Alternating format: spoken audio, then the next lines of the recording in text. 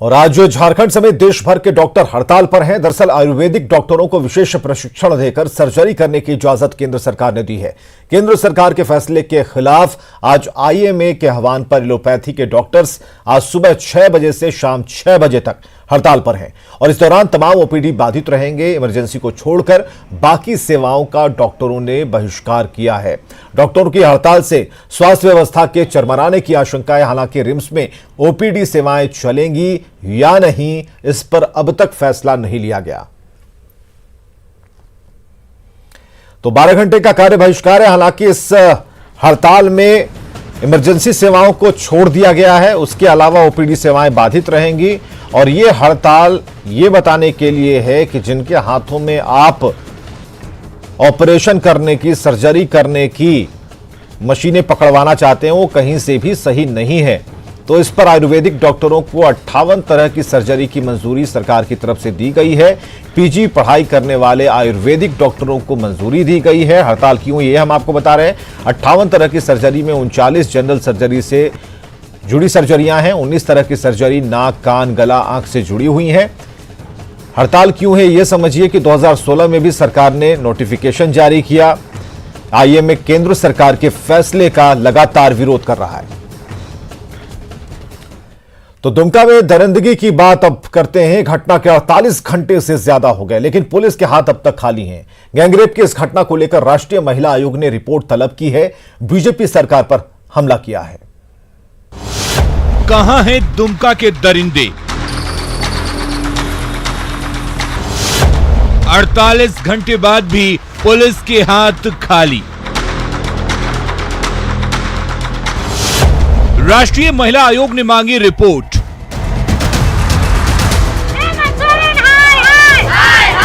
बार जो पीड़िता है वो प्रताड़ित, जांच हो और दोषियों को कड़ी सजा।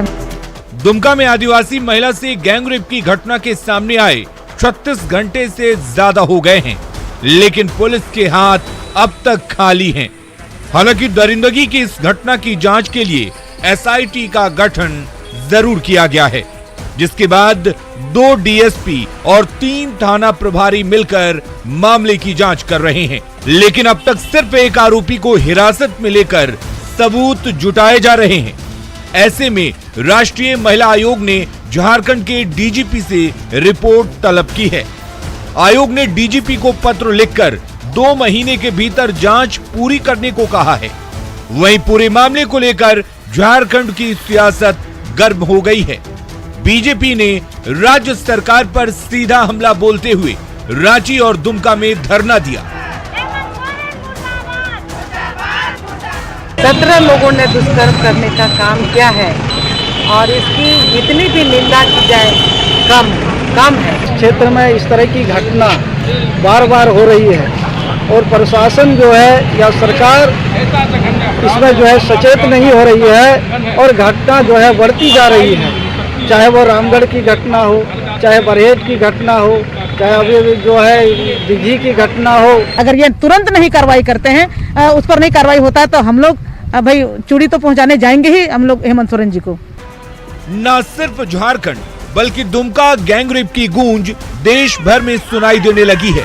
बिहार के डिप्टी सीएम ने जहां हेमंत सरकार से कड़ी कार्रवाई की मांग की है, वहीं सीपीएम नेता वृंदा करात ने सरकार से पीड़िता को पूरी मदद देने की मांग की है।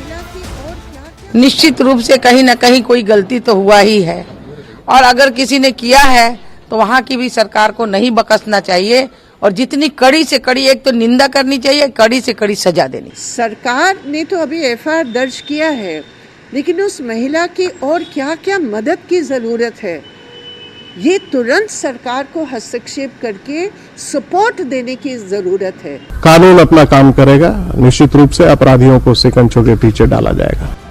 घटना 8 दिसंबर की है, जब पीड़िता अपने पति के साथ बाजार से लौट रही थी।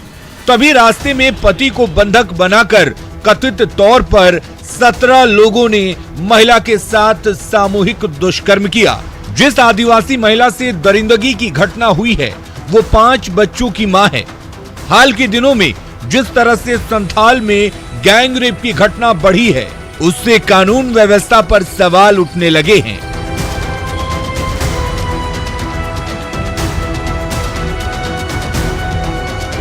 दुमका से पंचम और रांची से अविनाश और ओम प्रकाश के साथ ब्यूरो रिपोर्ट, न्यूज़ 18।